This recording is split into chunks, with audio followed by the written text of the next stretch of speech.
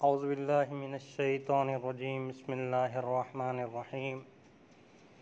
امامت کی گفتگو چل رہی تھی۔ امامت کے شرائط میں سے پہلی شرط عالمیت کا ہونا ضروری ہے۔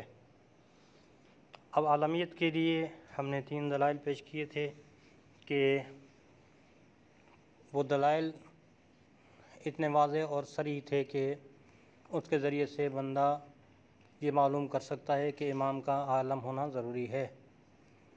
اور ہم نے یہ بھی بتایا تھا کہ عالم نہیں ہوگا تو نتائج کیا ہوں گے، اس کے نقصانات کیا ہوں گے۔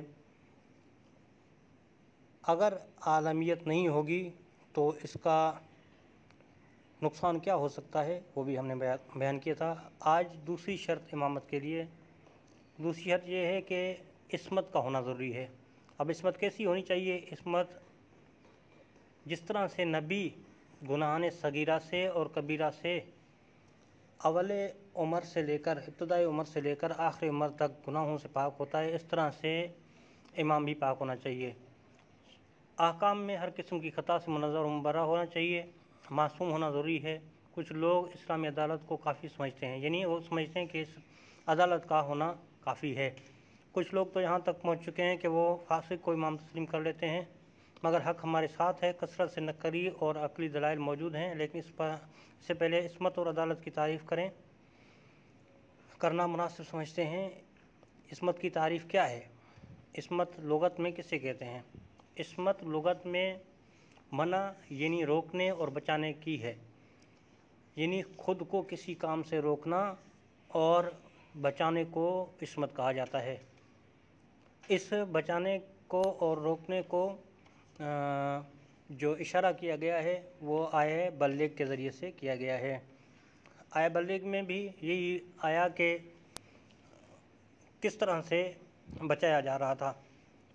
آیت بلغ میں ارشاد ہوا واللہ یعصمک من الناس، اے رسول ولایت علی کا بے دھڑک اعلان کر دو، خدا تمہیں لوگوں کے شر سے بچائے گا۔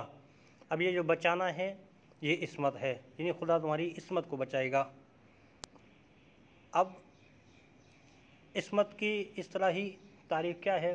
عصمت کی تعریف میں بہت سارے اختلاف ہیں، لیکن محققین نے جو تعریف کی ہے وہ یہ ہے کہ العصمت لطف خفی یفعل اللہ تعالی بصاحبها بحیث لا یکون له داع الی ترک الطاعۃ و ارتکاب المعصیۃ مع قدرتہ علی ذلک۔ عصمت ایک ایسا لطف ہے جس کو خدا عطا کرتا ہے تو وہ اس گناہ کا سوچ بھی نہیں سکتا اور اس معصیت کا ارتکاب کرنے کا سوچ بھی نہیں سکتا، اس کی طرف اس کی نظر جاتی ہی نہیں۔ عصمت ایک ایسا فعل ہے جس کے لیے کے آنے سے یہ گناہ کا سوچتا بھی نہیں۔ والسلام علیکم ورحمۃ اللہ۔